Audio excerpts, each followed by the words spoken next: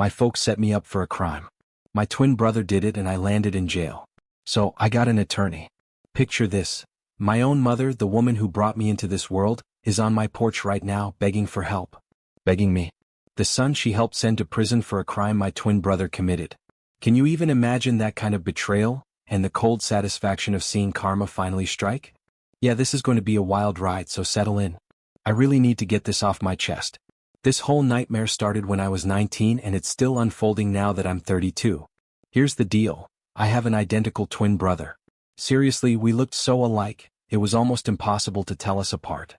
You'd think that would mean we'd be treated the same, right? Wrong. So incredibly wrong.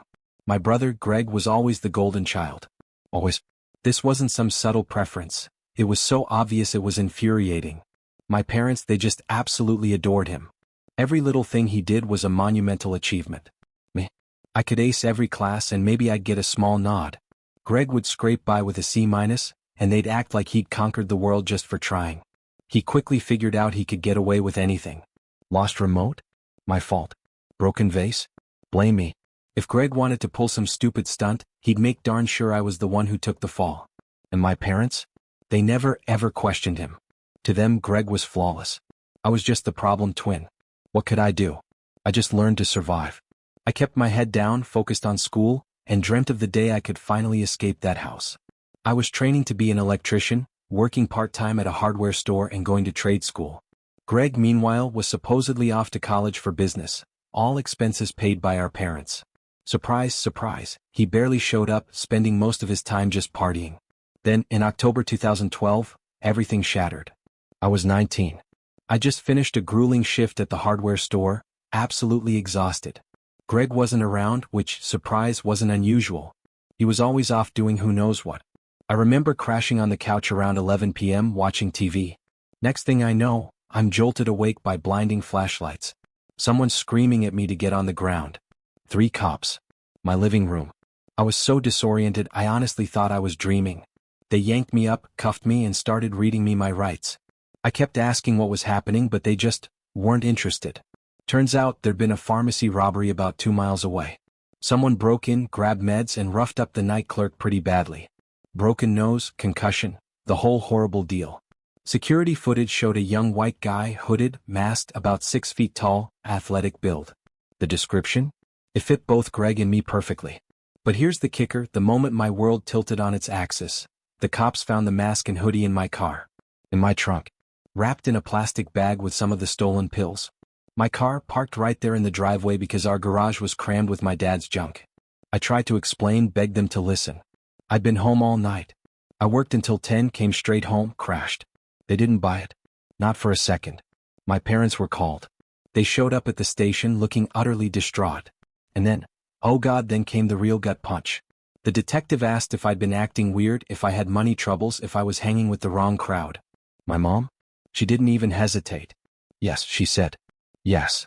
She went on, telling them I'd been secretive, struggling financially, lying about where I was going. Every single word she spoke hammered another nail into my coffin. My dad just stood there nodding along. He said he was shocked but not entirely surprised. Claimed I'd always been the troubled twin, and Greg was the responsible one. I sat there in that cold interrogation room, feeling like someone had literally ripped my stomach out. My own parents. Actively throwing me under the bus. They couldn't even look me in the eye. The evidence against me was crushing. Stolen goods in my car, my parents' damning statements, and a fabricated motive. Because, I was struggling on a minimum wage job.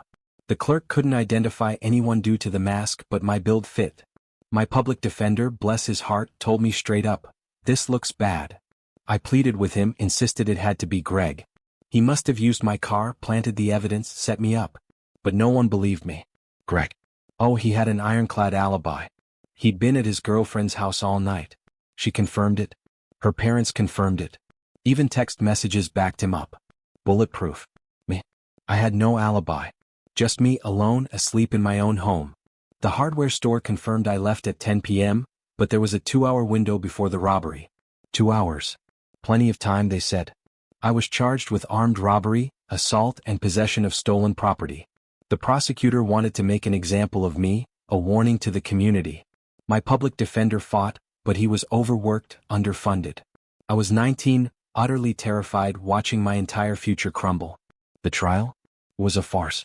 The evidence was circumstantial, yes, but just damaging enough. And my parents, my own mother and father, they testified for the prosecution. Let that sink in for a moment. They sat on that witness stand and told a jury I was troubled, a liar, that they believed I was capable of this. Greg, meanwhile, sat in the gallery weeping, playing the heartbroken brother role to absolute perfection. He even gave a statement, lamenting how hard this was for the family. I was convicted. 7 years. The judge called it lenient because of my age and lack of prior record. 7 years. It felt like a death sentence. Prison. It's every bit as brutal as you imagine, maybe even worse. I was a scrawny 19-year-old kid who'd never even been in a real fight. The first few months were pure survival.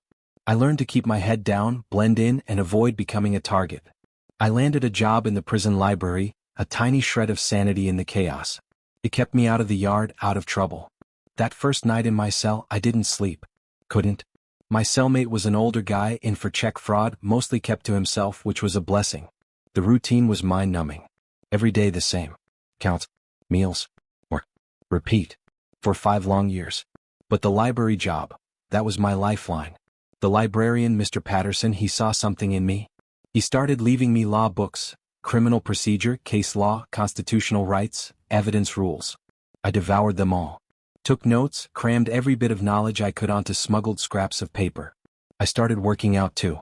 Push-ups, sit-ups, anything I could do in that tiny space. I got stronger. Not prison buff, but strong enough that I wasn't seen as easy prey anymore. But the absolute hardest part wasn't the violence or the terrible food or even the crushing isolation. It was the burning knowledge of my innocence.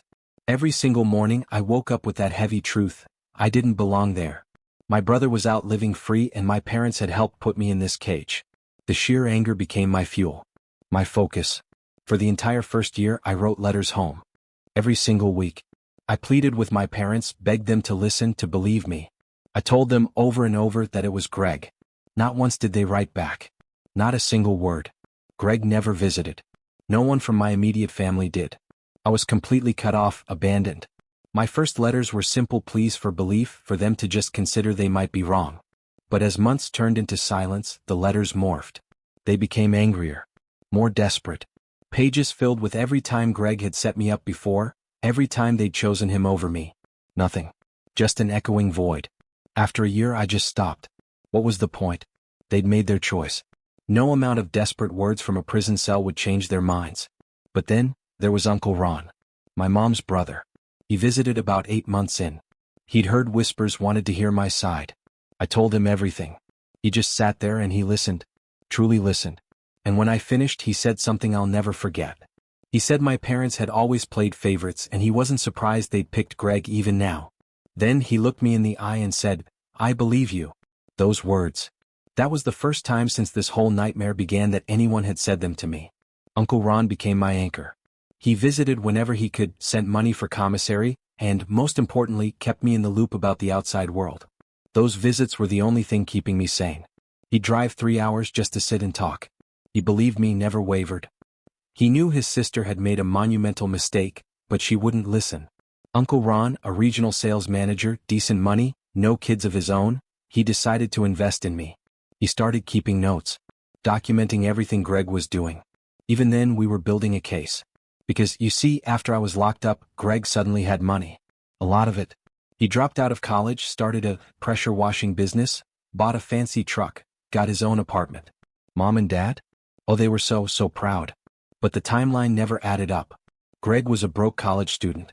Then, within 6 months of my conviction, he magically had startup capital, a truck, an apartment. The pills from the pharmacy were worth about 15 grand on the street. Pills that just vanished. Pills that Greg clearly kept and sold to fund his brand new life. Uncle Ron saw right through it. He meticulously documented Greg's spending habits versus his actual income. The numbers never matched. I served 5 years. I walked out in 2017 on good behavior. I was 24. A convicted felon, no family, nothing to my name except a burning resolve to clear it. Uncle Ron was there. Waiting. He pulled me into a hug, the first real hug I'd had in half a decade. He'd set up his spare bedroom for me, clean sheets, clothes, toiletries. The first thing I did? A 2-hour shower. Prison showers are quick and cold. Standing under hot, running water felt like absolute luxury. Uncle Ron had even lined up a job for me. A guy named Bill who ran a small electrical company. Bill had done time himself, got out, went straight. He understood. The work was demanding, physical, kept my mind busy. I worked like a man possessed, 60, 70-hour weeks. Saved every single penny. Bill saw it. After 6 months he started teaching me more than just wiring. Building codes. Bidding jobs. Running a business. He told me, "Son, clearing your name will be easier once you've built something worth protecting. Nobody listens to an ex-con with nothing to lose. But they listen to a successful businessman." It was brilliant advice. So I worked. I saved. After a year, I had enough to consult a lawyer. Not to reopen the case yet, but to understand what it would take. Janet, the lawyer, laid it bare. I needed new evidence. A confession? That would be gold. She said it was a long shot, but not impossible. Getting my electrician's license with a felony conviction was a nightmare. But Bill wrote a letter. Uncle Ron wrote one. Even Janet wrote one. 6 months later, the board approved me. In 2019, I officially started my own electrical company. Just me and one helper, but it was mine. I took residential jobs, slowly building my reputation, piece by piece. But even as I built my business, I was relentlessly building my case. I hired a private investigator, Frank, an ex-cop specializing in wrongful convictions. Uncle Ron and I split the cost. Frank was meticulous. He spent 3 months just on paperwork before hitting the streets. And then he found something. Greg's girlfriend, the one who'd provided his rock-solid alibi, had moved states. Frank tracked her down. She finally admitted it. Greg had pressured her to lie about his arrival time. He'd shown up closer to 1 a.m., not 10 p.m. That gave him a crucial window to commit the robbery. But it still wasn't enough to reopen the case. I needed more. Frank kept digging. By 2019, Greg's life was a mess. The pressure washing business? Collapsed. He was back living with mom and dad at 26. But he still had money. Frank uncovered why. Greg was dealing stolen electronics. Uncle Ron and I documented everything: photos, license plates, online sales records at ridiculously low prices. We built a 2-year file. But I still needed to connect him directly to that original robbery. I needed him to admit it. This is where things got creative. I'd been out of prison for 3 years. I was 27. My electrical business was doing well. I had my own decent apartment. I'd completely vanished from my family's radar. They thought I'd skipped town, started fresh somewhere else. Greg had no idea I was even nearby. No idea I was watching him. Planning. Waiting for the perfect moment. My business now had 3 employees. I'd moved out of Uncle Ron's into my own place. Nothing fancy, but it was mine. No cellmate. No guards. No counts. Just pure freedom. Sometimes it still felt surreal.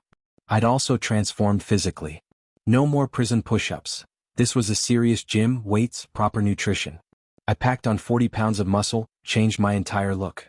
Grew a beard. Different clothes. Contacts instead of glasses, even wore fake glasses as part of a disguise sometimes. The 19-year-old kid Greg framed was unrecognizable. Frank and I had meticulously planned the sting for months. Frank, with his old cop contacts, found someone who could set up recording equipment disguised as everyday objects. A button cam, high-quality audio, the works. It was time for contact, but not me. I created a whole new identity. A new name, social media profiles, a complete backstory, job history, hobbies, mutual friends. Frank helped me practice. Mock conversations where he'd play Greg and I'd practice staying in character, nailing the slightly altered accent, maintaining my backstory. Practicing not reacting even when Greg said things that made my blood boil. It took weeks until Frank finally said I was ready. I reached out to Greg through a burner account, pretending to be a buyer interested in bulk electronics for a new business. Greg, always the opportunist, jumped at the chance for quick money. We messaged for days, building a fabricated rapport. I played the eager, knowledgeable buyer. We arranged to meet at a local diner. I walked in looking completely different. New haircut, the beard, the added muscle. The glasses. The clothes. The first time I saw him in 8 years, I nearly lost it. He looked older, softer, but that same smug expression was etched on his face. He was scrolling on his phone in a booth. I took a deep, steadying breath. Reminded myself why I was there. Centered my rage. Then I walked over. We shook hands. His grip was so weak. I sat down and started the performance. I played the interested buyer perfectly, asking about his operation, his sources, his prices. He ate it up. Absolutely loved hearing himself talk, loved bragging about his business acumen. Classic Greg. Hadn't changed a bit. He laid out his entire illicit operation without a second thought, how he sourced stolen goods, his markup, his customer base. Bragging like it was legitimate. I kept up the act, asking about his background, how he got his start. I let him ramble for a solid 20 minutes about his current dealings before gently steering the conversation. How long have you been doing this kind of work? I asked. 7, 8 years, he replied. I feigned impressed. Takes guts to start so young, man? And this is where it got good. Greg, basking in the attention, started telling me how he'd always been entrepreneurial, how he'd gotten his start by pulling off a big score years ago. He needed startup capital, he said, so he took matters into his own hands. The recording device in my shirt pocket was capturing every single word. I tested it a dozen times, making sure the audio would be crystal clear for court. I knew I had one shot. I kept pushing, feigning more admiration. What kind of score? I asked. He got that familiar, smug look. Robbed a pharmacy, he said casually. Got away clean. My twin brother took the fall. He actually laughed. Said it worked out perfectly, because we were identical and nobody could tell us apart. My heart was absolutely pounding. I thought for sure he'd hear it. But I kept my face utterly neutral, played up the impressed act. Wow man, that's some real operator stuff, I managed. He just beamed. He actually laughed about me going to prison for 5 years while he used those stolen pills to bankroll his first business venture. He even said our parents never questioned it because they always believed he was the good one. I had to know the details. How did you pull it off? I asked. This was critical. And he told me everything. How he took my car while I was asleep. How he'd cased the pharmacy for weeks. How he beat the clerk, felt bad about it but it had to look real. How he kept some pills in my car and sold the rest for quick cash. What happened to your brother? I asked, my voice flat. Greg shrugged. Went to prison for 5 years, got out, probably left town. Don't know where he is, don't care. He added, chillingly, he probably ended up dead or back in prison by now, that's what happens to most ex-cons. Listening to him talk about me like I was dirt, like I was nothing, like 5 years of my life meant absolutely zero. It took every fiber of my being not to lunge across that table. But Frank's words echoed, stay cool. Get the confession. Everything else comes after. My recording device was still on, capturing every vile word. Ever feel bad about it? I managed to ask. He actually paused. Thought about it. Then, nah, he said. My brother would have ended up in prison eventually anyway. He was always the screw-up, the problem. I just accelerated the inevitable. I kept him talking for another 20 minutes, just soaking up every damning detail. How he framed me, planted the evidence, coached his girlfriend. By the time we parted ways, I had everything. He asked when I wanted to make a buy. I told him I'd need a few days to get cash together. He gave me his number. We shook hands again. I walked out of that diner, got into my truck, drove 2 blocks and had to pull over. My hands were shaking so violently I couldn't drive. Frank, who'd been parked nearby as backup, pulled up behind me. He tapped on my window. I handed him the recording device. He listened to it right there. When it was done, he just looked at me. One word. Got him. I took that recording to Janet, a real lawyer, one who specialized in wrongful convictions, not a public defender. She listened, examined the file Uncle Ron and I had built, and declared, "We have enough to file a motion to vacate this conviction." Janet, who'd been advising me for a while, took the case. She listened to the recording 3 times, had her assistant verify its authenticity, even brought in an audio forensics expert. She wanted this airtight. We filed the motion in December 2019. The DA's office? Immediately hostile. They absolutely hated admitting they'd convicted the wrong man. They made us jump through every single hoop, demanded to know how we got the recording. Janet, prepared for everything, explained, we were in a one-party consent state. Everything was perfectly legal. The whole process dragged on for 8 agonizing months. 8 months of legal back and forth. The DA fought us initially, but once they heard that recording and saw all our evidence, they couldn't deny it anymore. Greg's ex-girlfriend, granted immunity, gave a new statement. She confirmed everything on the recording. During those 8 months, my life was in utter limbo. My business ran, but my mind was constantly elsewhere. Uncle Ron was my rock, telling me, this is the final stretch. Be patient. Trust the process. The DA even tried to question Frank, implying entrapment. But his old cop buddies vouched for him. His methods were clean. They tried to question me too. Had I assaulted or threatened Greg? Janet shut that down fast. Greg confessed willingly to a fake buyer. No coercion. None. Greg was arrested in June 2020. The charges? The exact same ones I'd faced.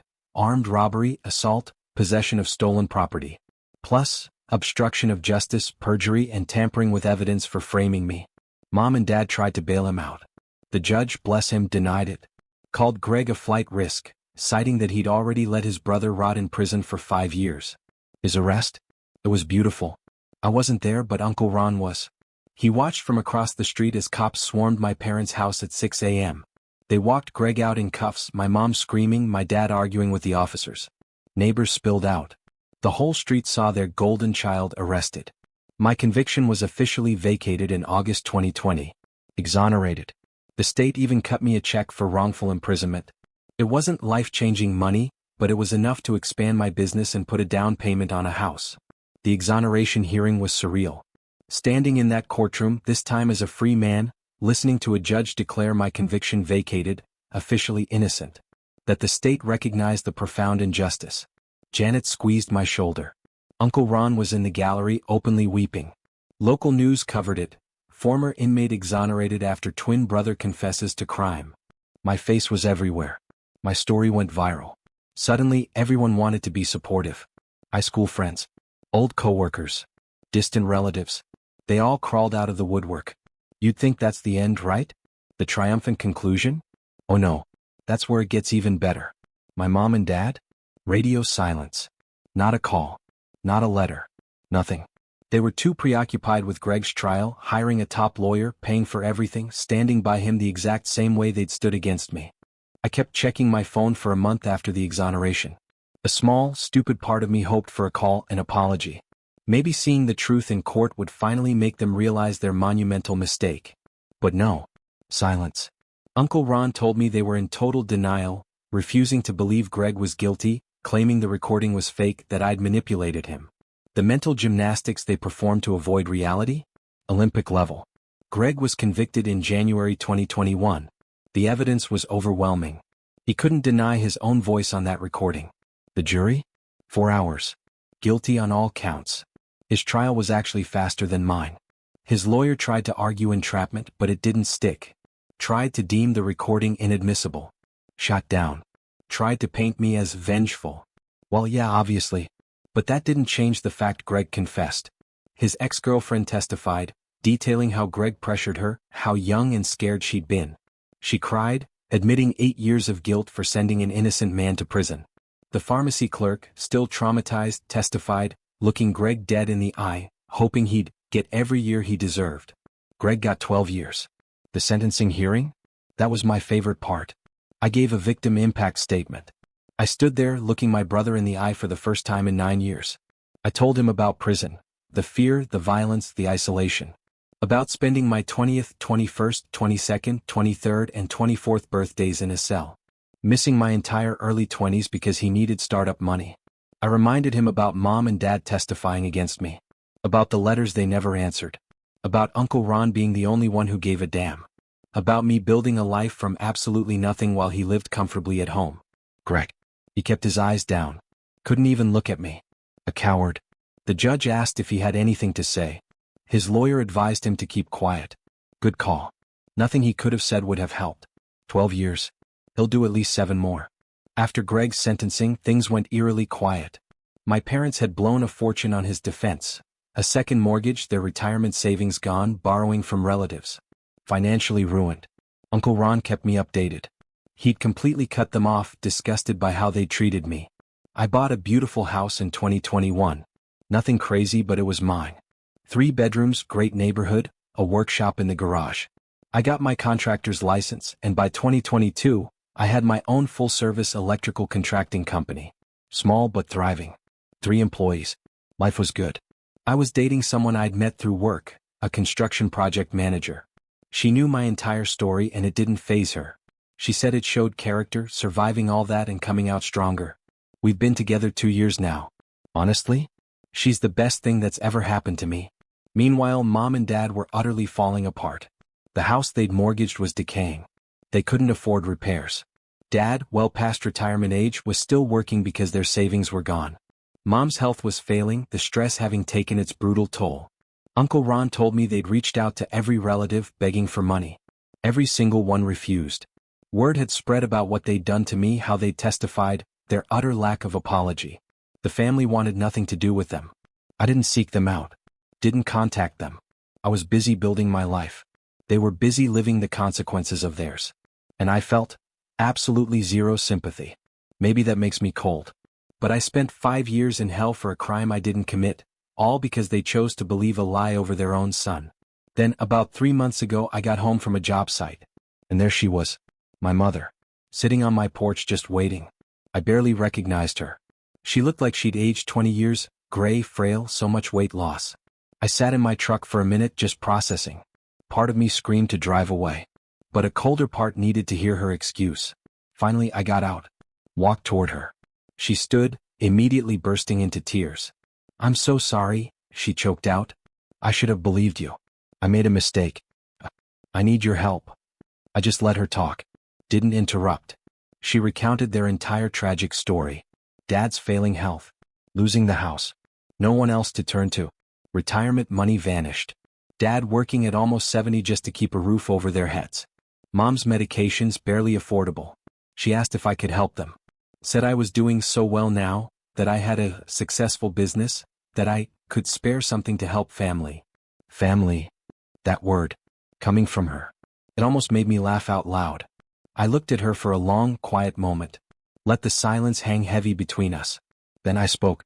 "You didn't raise me," I told her, my voice steady. "You raised Greg. You chose Greg over me every single day of my childhood. And then you chose him over the truth when it mattered most." I reminded her, "You sat on a witness stand and told a jury your own son was a criminal. You believed I was capable of armed robbery and assault. You never once visited me in prison, never wrote a letter, never even tried to wonder if you might be wrong." She kept sobbing. "I'm sorry, I made a mistake, I want to make it right." I cut her off.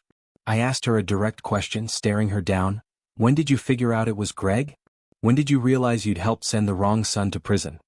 She couldn't answer. Stumbled over her words. I don't know, it all happened so fast. Greg seemed so genuine." That's when I snapped. "I spent 5 years in hell because of you." I told her. "I was 19, terrified, utterly alone because you decided your golden child couldn't possibly be guilty. You bankrupted yourselves defending the son who committed the crime, while the innocent son rotted in a cell. Where was this apology," I pressed, "when my conviction was vacated? Where was it when Greg was convicted? Where was it for the past 4 years while I rebuilt my life from scratch?" She had no answer. Just more tears. Then I laid out the brutal truth. "I could help you," I said. "I have the money. My business is doing well. I could write you a check right now. It would solve your immediate problems." I paused. "But I won't." The silence was deafening. "Because you made your choice years ago. And now you have to live with it. Just like I had to live with the choice you made for me." I gave her 1 minute. "Get off my property," I warned, "or I call the police and have you removed for trespassing." She just stood there, stunned, like she couldn't believe what she was hearing. Like she actually thought I'd cave. I pulled out my phone. Started dialing. That got her moving. She left, still crying, muttering that I'd regret this, that family was supposed to help each other. Over the next 2 weeks, she called 47 times. Voicemails about Dad getting worse, losing the house, pure desperation. I listened to the first few, same script. Crying, begging, guilt-tripping. Then I stopped. Just let them pile up. Blocked her number. Then Dad called from his phone. Same voicemails. Blocked him too. They kept calling from random numbers. I blocked them all. They were relentless. A month later they showed up at one of my job sites. Downtown, a huge commercial renovation. I was on a ladder, running wire, when the foreman came to get me. "Older couple out front," he said, "asking for you. Seem upset." I climbed down, walked to the entrance. There they were. Dad looked even worse than Mom, gaunt, stooped, aged beyond his years. Mom's hands trembled. They saw me, started walking over. Dad launched into it immediately before I could speak. All about trying to reach me, needing to talk, how they understood I was angry. "But, we're family. Dad's health is bad, we're losing everything." I just stood there for maybe 30 seconds watching them. Construction workers walked past, glancing. The foreman stood by, ready for backup. I didn't say a word to my parents. I just turned to the foreman. These people are trespassing, I said, my voice cold. Please have them escorted off. Call security. Dad erupted, raising his voice. I'm his son. You can't just throw us out. Mom dissolved into fresh tears. Security arrived within minutes. Two big guys. They asked them to leave. Dad kept arguing, claiming his right to talk to his son. The guard cut him off. No, sir, you don't. This is private property. You can leave voluntarily or we call the police. That shut Dad up. They left. Mom looked back at me as they walked away. I just turned and went back to work. My crew asked what that was about. Nothing important, I said. Climbed back up, finished running the wire. After that, letters started arriving. I burned every single one without opening it.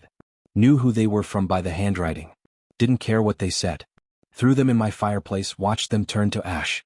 6 months ago, Uncle Ron told me they lost the house. Bank foreclosed. They're in a tiny one-bedroom apartment across town now. Dad, 68, still working. Mom's health worsening, barely affording her meds. Greg. Still got at least 7 years inside. He tried to write me once from prison. I recognized the return address, State Correctional Facility. Didn't open it. Wrote, return to sender. Dropped it back in the mail. My life now is truly mine. And honestly, for the first time ever, I'm truly free. So that's my story. It's a lot, I know.